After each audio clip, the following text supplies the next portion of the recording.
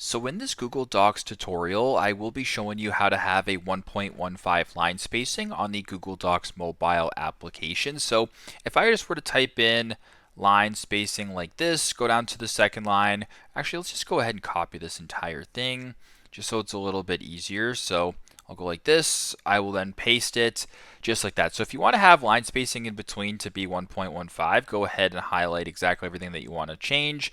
On this middle bar, go to the right side, press the A with the underline. Make sure that paragraph is selected. So if it says text, press paragraph. Then go down to where it says line spacing and go ahead and press the up arrow until it says 1.15. And as you can tell, it'll then change the line spacing to 1.15 in this case. So pretty simple, but that is how to have a 1.15 line spacing on the Google Docs mobile application. Thanks again for watching and hope this helps.